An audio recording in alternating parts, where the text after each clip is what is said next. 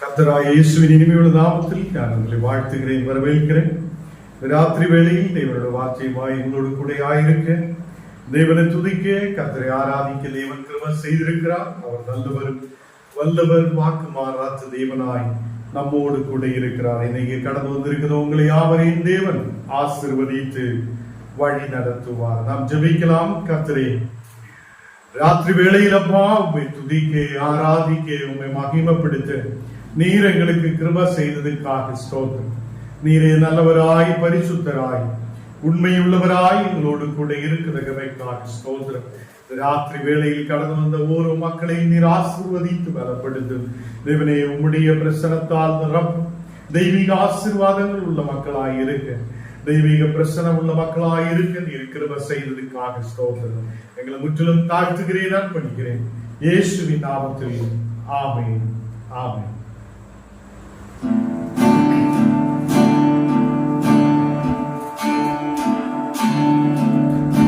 தேவ கிருபை என்று உள்ளது, அவர் கிருபை என்று உள்ளது. அவரை போற்றி துதித்து பாடி அல்லேலூயா என்றார் துதிப்போம்.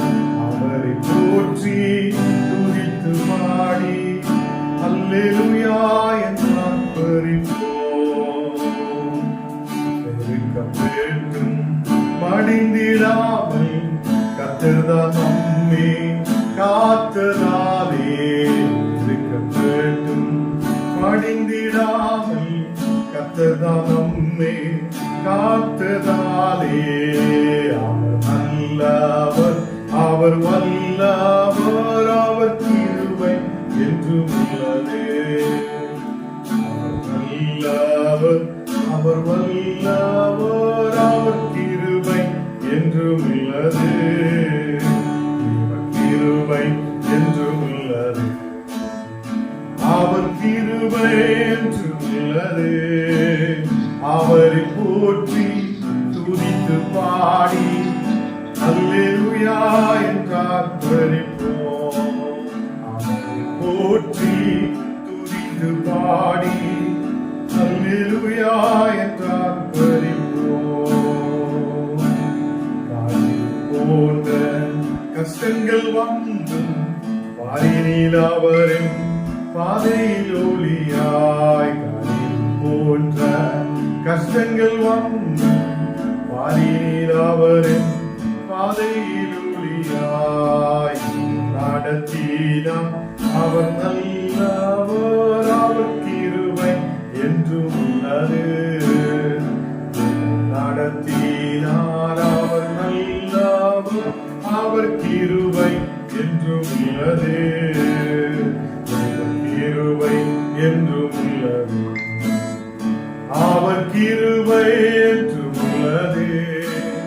அவரை போற்றி துதித்து பாடி அல்லேலூயா என்றார் துதிப்போம். அவரை போற்றி துதித்து பாடி அல்லேலூயா என்றார் துதிப்போம்.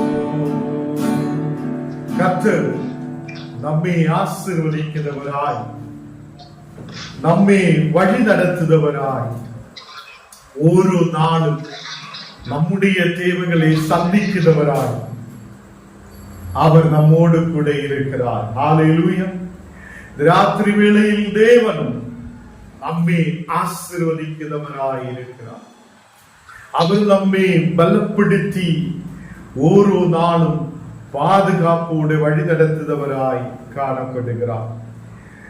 ஆதியாகமம் 25 அதிகாரம் அதிலே 5 வசனம் நாம் வாசிக்கலாம். ஆதியாகமம் 25 அதிலே 5 வசனம்.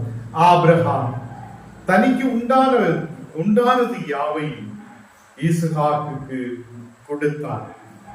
ஆபிரகாம் நாம் போன நாடுகளில் எல்லாம் படித்திருக்கிறார், வசனத்தில் நாம் தியானித்திருக்கிறார். ஆபிரகாம் முதிர் வயதுள்ளவனாய் காணப்பட்டிருக்கிறார்.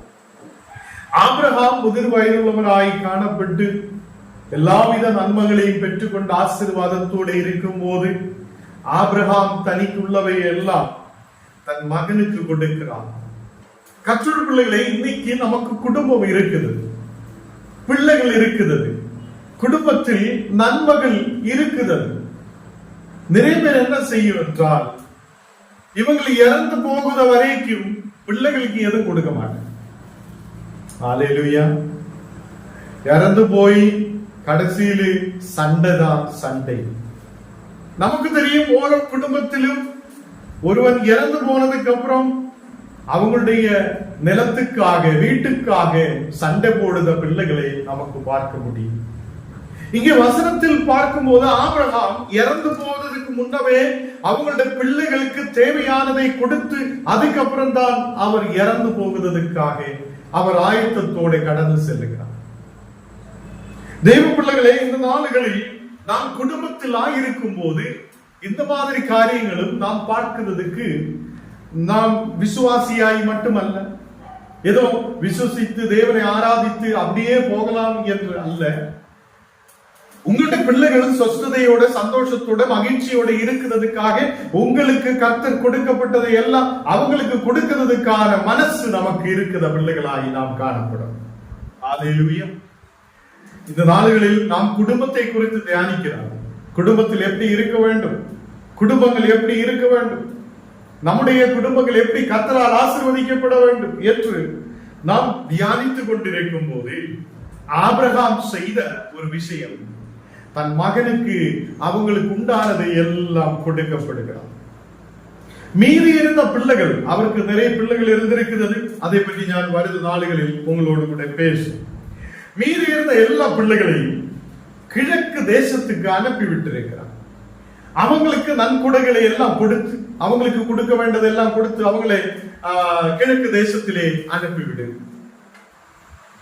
இந்த ஈசாக்குக்கு எல்லாவித நன்மைகளையும் அவனுக்கு கொடுத்து அவனும் ஆசீர்வாதத்தோடு இருக்கிறதை நாம் பார்க்கிறோம். கர்த்தருடைய பிள்ளைகளே, நம்முடைய குடும்பங்களிலும் அப்பனும் அம்மையும் இருக்கும். ஒரு 2, 3, 4 பிள்ளைகள் நம்முடைய வீட்டுகளில் இருக்கும். இதுவரைக்கும் சொத்து பிரித்து கொடுக்காத எத்தனையோ மக்கள் இருக்கிறார். நம்ம வாழ்ந்த வரைக்கும் கடைசி வரையிலும் நம்மோடு கூட தான் இந்த சொத்து இருக்கட்டும் சொல்லி சொத்தை வைத்துக் கொண்டிருக்கிற எத்தனையோ கிறிஸ்தவன் இருக்கிறார். தன் மகனுக்கு கொடுத்து அவனை ஆசீர்வாதத்தோடு வைக்க பார்க்காமலே இருக்கிற எத்தனையோ மக்கள் இருக்கிறார்.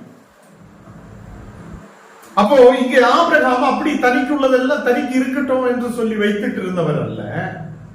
அவர் வயதாய், முதிர் வயதாய் இருக்கும் போது அவங்கள் தன் மகனுக்காக இருந்ததெல்லாம் அவங்களுக்கு கொடுக்கப்படுகிறார். ஈசாக்குக்கு கொடுத்தார் என்று காணப்படுகிறார். ஆபிரகாம் உயிரோடு இருக்கிற நாள் 175 வருஷம். 175 வருஷம் அவர் உயிரோடு இருந்திருக்கிறார். இன்றைக்கு நமக்கு பார்த்தால் ஒரு 50 வயசு, 60 வயசு, 70 வயசு ஆகும்போது நம்ம ஃபீஸ் போயிடுச்சு, நம்ம உயிரே போயிடுச்சு என்று சொல்றோம். ஹல்லேலூயா.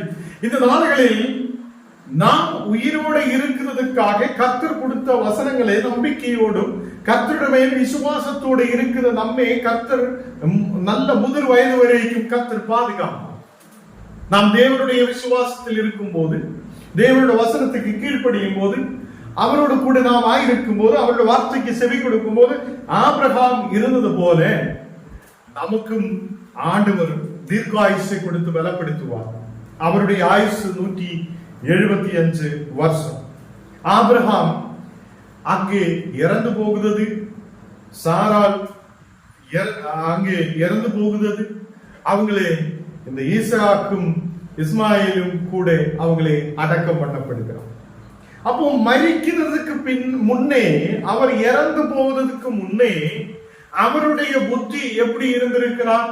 எனக்குள்ளதெல்லாம் பிள்ளைகளுக்கு கொடுத்து அவங்களை திருப்திப்படுத்தி அவங்களை ஆசீர்வதித்து அதுக்கப்புறம் நான் இறந்து போகலாம் என்று நினைத்த ஒரு மனிதன். இந்த நாடுகளில் நம்முடைய குடும்பங்களிலும் அப்படி இருக்க வேண்டும். நம்முடைய பிள்ளைகளை நாம் கவனிக்கணும். பிள்ளைகளுக்கு கொடுக்க வேண்டியது கொடுத்து கடைசியில் இறந்ததுக்கு அப்புறம் பெட்டி நம்ம எடுத்து சோத்திரம் சொல்லி அப்படியே எடுத்துட்டு போகிற டைமில் எல்லாரும் கூட ஐயோ எனக்கு வீடு கிடைக்குமா, எனக்கு நிலம் கிடைக்குமா, எனக்கு அது கிடைக்குமா, எனக்கு இது கிடைக்குமா சண்டை போடுறவங்களா இருக்கிறதுக்காக அல்ல. எத்தனை பேருக்கு புரியுது நான் நினைக்கிறேன். மக்கள் இன்னைக்கு விசுவாசத்தோடு நாம் இருக்கும் போது நம்முடைய குடும்பங்களில் பிள்ளைகளுக்கு கொடுத்து பிள்ளைகளை ஆசீர்வதிக்கிற தகப்பனாய் தாயாராய் நாம் காணப்படட்டும்.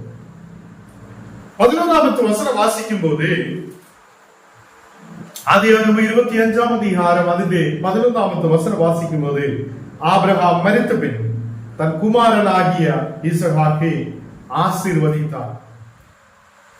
லெப்ரோய் என்றும் துறவுக்கு சமீபமாய் ஈசாக்கு குடியிருந்தான் என்று காணப்படுகிறார். கர்த்தர் ஈசாக்கையும் அதிகமாய் ஆசீர்வதித்திருக்கிறார். ஆபிரகாமுடைய மகன் ஈசாக்கு இந்த நாடுகளில் ஆசீர்வதிக்கப்பட்டவனாய் காணப்படுகிறான். அவனுடைய குடும்பத்திலும் ஒரு குறை இருந்தது. அவனுடைய குடும்பத்தில் பிள்ளைகள் இல்லாத ஒரு சூழ்நிலை. கர்த்தருடைய பிள்ளைகளே, 20வது வசனம் வாசிக்கும் போது ஈசாக்கு அங்கே அவன் விவாகம் செய்து 40 வயதாய் இருக்கும் போது அவன் விவாகம் செய்கிறான். நமக்கு தெரியும், போன நாடுகளில் எல்லாம் நாம் இவருடைய திருமணத்துக்கு குறித்தெல்லாம் நாம் தியானித்திருக்கிறோம். கர்த்தருடைய பிள்ளைகளே, இந்த ஈசாக்குக்கு இந்த நாடுகளில் குழந்தை பாக்கியம் இல்லை, குழந்தை இல்லை. அவன் எல்லாவற்றிலும் அவன் ஆசீர்வதிக்கப்பட்டிருக்கிறான். அவன் எல்லாவற்றிலும் ஆசீர்வதிக்கப்பட்டவனாய் இருக்கிறான். இந்த நாடுகளில் அந்த குடும்பத்தில் ஒரு ஆசீர்வாதம் இல்லை. அப்போ 21வது வசனம் சொல்லுகிறது, மலடியாய இருந்த தன் மனைவிக்காக ஈசாக்கு கர்த்தரை நோக்கி வேண்டுதல் செய்தான். அவனுடைய மனைவிக்காக ஈசாக்கு தேவனை பார்த்து அதை ஜெபிக்கிறான். கர்த்தருடைய பிள்ளைகளே, அவன் விசுவாசம் தேவன் மேல் வைத்திருந்தது. என்னுடைய மனைவிக்கு ஆசீர்வாதத்தை கொடுக்க, நம்முடைய குடும்பத்தில் ஆசீர்வாதத்தை கொடுக்க, ஒரு குழந்தையை கொடுக்க தேவன் தான் உண்மையுள்ளவர் என்று தெரிந்து இந்த கணவன் தேவனுக்கு முன்பாக உட்கார்ந்து ஜெபிக்கிறார். ஈசாக்கு அதே அவன் தேவனை நோக்கி அவன் வேண்டுதல் செய்கிறான். கர்த்தர் அவன் வேண்டுதலை கேட்டருளினார் என்று காணப்படுகிறார். அப்போ நாம் நெருக்கும் நம்முடைய மனைவிதான் பிரச்சனை, மனைவிதான் பிரச்சனை, மனைவிக்கு தான் பிரச்சனை, அப்படிதான் சொல்லி 10 வாட்டி சொல்லிட்டு நடக்குதா புருஷர்கள், அவங்களுடைய குடும்பங்கள். ஐயோ மனைவி இப்படி இருக்கிறான்னு சொல்லிட்டு இருக்குது அநேக மக்கள். அந்த குறை பேசுகிற நேரத்தில் தேவனை பார்த்து நீ தேவனோடு கூட கேட்கட்டும். தேவனே, நீர் எனக்கு அற்புதத்தை செய்ய வல்லமை உள்ள தேவன். என்னுடைய மனைவிக்காக நான் ஜெபிக்கிறேன். தேவனே, அவங்க ஆசீர்வதிக்க நீர் உண்மையுள்ள தேவன் என்று நீ ஜெபிச்சு பார்க்கட்டும். அல்லேலூயா. அப்படி ஜெபிக்கும் போது உன் குடும்பத்தில் பெரிய ஆசீர்வாதத்தை தேவன் கொடுப்பார். கர்த்தருடைய பிள்ளைகளே, இங்கே நாம் 2 வார்த்தைகள் இன்னைக்கு தியானிக்கிறோம். ஆபிரகாமுடைய வாழ்க்கை, அவன் என்ன செய்திருக்கிறார் என்று. ஈசாக்கு அவனுடைய குடும்பத்தில் ஒரு பிரச்சனை வரும்போது அதுக்கு அவன் எப்படி தேவனுக்கு முன்பாக கடந்து வந்திருக்கிறார் என்று நாம் இன்னைக்கு தியானிக்கிறது. ஈசாக்கு தன் மனைவியை குறை சொல்லிட்டு இருந்தவன் அல்ல. உனக்கு எது முடியாது, உனக்கு எதுவும் ஆகாது. இன்னைக்கு எல்லா குடும்பங்களிலும் நடக்கிற விஷயம் என்ன? திருமணமாய் குழந்தை பிறந்தில்லை, நீ உன்னுடைய அப்பாவோட வீட்டுக்கு போ, இனி எனக்கு தேவையில்லை என்று சொல்லுதான் அநேக மக்கள் இன்னைக்கு கிராமத்தில் இருக்குது, பட்டணங்களில் இருக்குது. கர்த்தருடைய பிள்ளைகளை இப்படி சொல்லிட்டு நடக்கிறதுக்காக அல்ல, யாருடைய வேலையோ குறை சொல்லிட்டு நடக்கிறதுக்காக அல்ல. நாம் உட்கார்ந்து தேவனை நோக்கி ஜெபிக்கணும். தேவனை நோக்கி நாம் அதை வேண்டுதலை செய்யும் போது அவர் வேண்டுதலை கேட்டு நமக்கு பதில் கொடுக்கிறவராய் இருப்பார். இந்த நாடுகளில் ஈசாக்கு தன் மனைவிக்காக ஜெபிக்கிறார். தேவனே, என் மனைவிக்கு அதை குழந்தை பாக்கியம் இல்லாது இருக்கிறார், தேவனே நீர் கேட்டருளும் என்று சொல்லும் போது தேவன் அந்த ஜெபத்தை கேட்டருளி அவனுக்கு ஒரு விடுதலை அனுப்புகிறார். அல்லேலூயா. அவன் மனைவி ரெபெக்காள் கர்ப்பம் தரித்தாள் என்று வேதம் சொல்லுது. அவன் ஜெபிச்ச ஜெபம் பாருங்க. உன்னுடைய என்னுடைய குடும்பத்தில் இப்படி ஒரு பிரச்சனை நடக்கும் போது, இல்ல ஒரு வேவலாதியான சூழ்நிலை முன்னாடி போக முடியாத சூழ்நிலை, வியாதி, கஷ்டம், பலவீனங்கள் இருக்கும் போது நாம் தேவனை நோக்கி வேண்டுதல் செய்த மக்களாய் காணப்படட்டும். அவர் நம்முடைய வேண்டுதலை கேட்டு நமக்கு ஏற்ற பலனை கொடுக்க அவர் வல்லமை உள்ள தேவனாய் இருக்கிறது. இசகாக்கு தேவனை பார்த்து ஜெபிக்கிறார், தேவனோடு கூட ஜெபிக்கிறார். தேவன் அவனுக்கு பதிலை கொடுத்திருக்கிறது. அவன் மனைவி கர்ப்பவதியானார். 22வது வசனம் வாசிக்கும் போது அவள் கர்ப்பத்திலே பிள்ளைகள் ஒன்றொன்று மோதிக்கொண்டிருந்தது. அப்பொழுது அவள் இப்படியானால் எனக்கு எப்படியோ என்று சொல்லி கர்த்தரிடத்தில் விசாரிக்கும்படி போனாள். இப்போ ரெபெக்காள் தேவனிடத்தில் கடந்து செல்கிறது. தேவனிடத்தில் கடந்து சென்று விசாரிக்கிறதுக்காக போகிறார். ஐயோ, கர்ப்பத்திலே பிள்ளைகள் 2 சண்டை போட்டுட்டு இருக்கிறார், கர்ப்பத்திலே பிள்ளைகள் ஒன்றொன்று மோதிக்கொண்டிருக்கிறது என்று அவளுக்கு தெரிந்து தேவனிடத்தில் போய் கேட்கிறார். அதற்கு தேவன் 23வது வசனத்தில் சொல்லுகிறது, அதற்கு கர்த்தர் 2 ஜாதி உன் கர்ப்பத்தில் உண்டாயிருக்கிறது, 2 ஜாதி உன் கர்ப்பத்தில் உண்டாயிருக்கிறது என்று தேவன் சொல்லி இருக்கிறது. 2 வித ஜனங்கள் உன் வயிற்றில் இருந்து பிரியும், அவர்களில் ஒரு ஜனத்தார் மற்ற ஜனத்தாரை பார்க்கிலும் பலத்திருப்பார், மூத்தவன் இளையவனை சேவிப்பார் என்றார்கள். கர்த்தர் பிள்ளைகளே, தேவனிடத்தில் ரெபெக்காள் கடந்து செல்கிறார். இது என்ன, ஒரு பிள்ளை ஒன்றை மோதிக்கொண்டிருக்கிறது என்று தெரிந்து தேவனிடத்தில் கடந்து செல்லும் போது உன் கர்ப்பத்திலே 2 ஜாதிகள் இந்த கர்ப்பத்தில் இருக்கிறது என்று சொல்லி இருக்கிறது. அங்கு 24வது வசனம் வாசிக்கும் போது பிரசவ காலம் பூர்ணமாகும் போது அவள் கர்ப்பத்தில் 2 பிள்ளைகள் இருந்தது. இந்த மகளுக்கு, இந்த ரெபெக்காளுக்கு 2 பிள்ளை தேவன் கொடுக்கிறது. போன நாடுகளில் குட்டாளத்தில் ஒரு அம்மா ஜெபிக்கிறதுக்காக கடந்து வந்திருக்கு. அவங்க நிறைவேற்றி வரும் ஜபத்துக்கு வந்து எனக்கு குழந்தை இல்லைன்னு சொல்லும் போது நாங்க எண்ணெய் ஜெபிச்சு தண்ணி ஜெபிச்சு கொடுத்தாச்சு. அவங்களை பார்த்து நிறைய பேர் கிண்டல் கேள்வி பண்ணியாச்சு. இந்த எண்ணெய் சாப்பிட்டுட்டு என்ன ஆகும், இந்த எண்ணெய் போட்டுட்டு என்ன ஆகும், இந்த தண்ணீர் குடிச்சிட்டு என்ன ஆகும் என்னெல்லாம் கேட்கும் போது ஒரு நாள் ஜபத்தில் வரும்போது நான் சொல்லி, தேவன் உனக்கு இரட்டை பிள்ளைகளை உனக்கு கொடுக்க அவர் வல்லமை உள்ளவராய் இருக்கிறார் என்று சொல்லி இருந்திருக்கிறார். அதே மாதிரி கொஞ்ச நாள் கழியும் போது அவங்களுடைய குடும்பத்தில் 2 பிள்ளைகள் பிறந்திருக்கிறது. கர்த்தருடைய பிள்ளைகளே, இந்த நாடுகளில் தேவன் சொல்லும் அற்புதம், அவர் செய்யும் அற்புதம் அது பயங்கரமாக இருக்குது. கணவன் நிச்சயமாக தேவனை பார்த்து ஜெபிக்கட்டும். குடும்பத்தில் ஒரு பிரச்சனை வரும்போது கணவன் மனைவியும் ஒன்று சேர்ந்து ஜெபிக்கிறவங்களாய் காணப்படட்டும். தேவன் நம்முடைய குடும்பங்களில் பெரிய அற்புதத்தை செய்வார். இங்கே ரெபெக்காளுக்கு 2 பிள்ளைகள் அங்கே உருவாயிருக்கிறது. 2 பிள்ளைகள் அவருக்கு உருவாயிருக்கிறது. 25வது வசனம் நாம் வாசிக்கும் போது, மூத்தவன் சிவந்த நிறம் உள்ளவனாய் சர்வாகவும் ரோம அங்கி போர்த்தவனாய் வெளிப்பட்டான், அவனுக்கு ஏசா என்று பெயரிட்டார்கள் என்று காணப்படுகிறார். அப்போ ஒருவன் ஏசாவும் ஒருவன் யாக்கோபும் என்று சொல்லி 2 ஜாதிகள் ரெபெக்காளுக்குள்ளே இருந்து புறப்பட்டது. பிள்ளைகள் இல்லாத இருந்த ஒரு குடும்பம், இதுவரைக்கும் எந்த ஆசீர்வாதம் இல்லையே என்று சொல்லிட்டு இருந்த குடும்பம், மக்கள் பார்த்து நிறைய கேள்வி கிண்டல் பண்ணிட்டு இருந்த ஒரு குடும்பம். அவன் தேவனை நோக்கி பார்த்த போது தேவன் அவன் ஜெபத்தை கேட்டு 2 பிள்ளைகளை கொடுக்க அவர் வல்லமை உள்ளவராய் இருந்திருக்கிறது. தேவ பிள்ளைகளை, இன்னைக்கு நாம் ஆபிரகாம் குடும்பத்தில் என்ன செய்திருக்கிறார் என்று, தன் பிள்ளைகளை எப்படி அதை முன்னாடி நடத்தி இருக்கிறார் என்று, அதே மாதிரி ஈசகாக்கு எப்படி தன் குடும்பத்துக்காக ஜெபித்திருக்கிறார் என்றும் நாம் தியானித்திருக்கிறது. அப்படியே நம் குடும்பங்களிலும், அப்படியே நாம் முன்னாடி கடந்து செல்லும் போது நம் குடும்பங்களில் ஒரு வெற்றியை நாம் பார்ப்பார்கள். இன்னைக்கு நாம் கண்ணுகளை மூடலாம், ஜெபிக்கலாம். இன்னைக்கு பர்த்டே கொண்டாடுத 2 பிள்ளைகள் இருக்கிறது. பர்த்டே யாராவது பர்த்டே கொண்டாடுறதுன்னா முன்னாடி எனக்கு கால் பண்ணி சொல்லுங்க, நான் இந்த ஜபத்தில் உங்களுக்காக ஜெபிக்கும். இன்னைக்கு பர்த்டே கொண்டாடுத ஸ்னேகா என்று சொல்லுத கேரளாவில் இருந்து அந்த பிள்ளைக்கும், கட்சியால் அரக்கோணத்தில் இருந்து உள்ள பிள்ளைக்குமாக நாம் ஜெபிக்க போகிறோம்.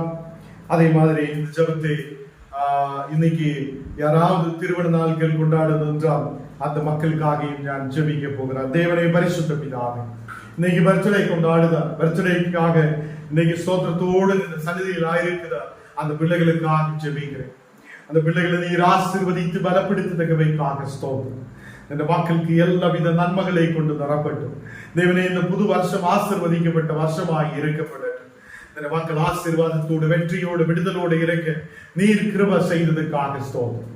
அந்த குடும்பங்களில் இந்த பிள்ளைகளை கொடுத்து அன்றைய வளர வைத்து ஒரு புது வருஷம் காண நீர் கிருபை செய்தீரே, அதுக்காக நன்றி. அதே மாதிரி திருமண நாடுகளில் காண பிள்ளைகளுக்காக ஜெபிக்கிறேன்.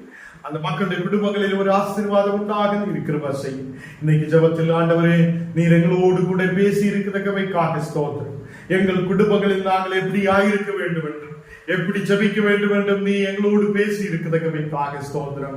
தேவனே, எங்கள் குடும்பங்களை நீர் ஆசீர்வதித்து பலப்படுத்தி வழி நடத்து. ஆண்டவரே, எங்கள் குடும்பங்களில் ஒவ்வொரு மக்களையும் உன்னுடைய கரத்தில் ஒப்புக் கொடுக்கிறேன். எல்லா மக்களையும் நீர் ஆசீர்வதித்து பலப்படுத்துவதற்காக ஸ்தோத்திரம். இன்னைக்கு விசேஷமாக ஆண்டவரே, வியாதியோடு இருக்கிற அந்த ஸ்ரீதேவி சிஸ்டரோட அம்மாவுக்காக விசேஷமாய் ஜெபிக்கிறேன். இப்போ படுக்கையிலிருந்து இந்த மீட்டிங்கில் கலந்து கொண்டிருக்கும் போது அந்த மகளுடைய அந்த வியாதி படுக்கையிலே நீர் தொடுதற்காக ஸ்தோத்திரம். எல்லா எதிர் சக்திகள், பலவீனங்கள் எரிக்கப்படட்டும், வியாதிகள் குணமடையப்படட்டும். ஆண்டவரே, இன்னைக்கு ஒரு பெரிய விடுதல் மகளுக்கு நீர் கட்டளை இடுதற்காக ஸ்தோத்திரம். நல்லதிலே சாப்பிடப்பட, ஆரோக்கியமாய் இருக்கப்பட, கண் பார்வைகள் நேரையாகப்பட நீர் கிருபை செய்ததுக்காக ஸ்தோத்திரம். இன்னைக்கு கர்த்தாவே, இந்த மீட்டிங்கில் கலந்து கொண்டிருக்கிற சோதி என்று சொல்லுத அந்த பிள்ளைகளுடைய குடும்பங்களுக்காக ஜெபிக்கிறேன். தேவனே, அந்த குடும்பங்களில் தெய்வீக ஆசீர்வாதம் உண்டாகும், வெற்றி உண்டாக, விடுதல் உண்டாக நீர் கிருபை செய்யும்.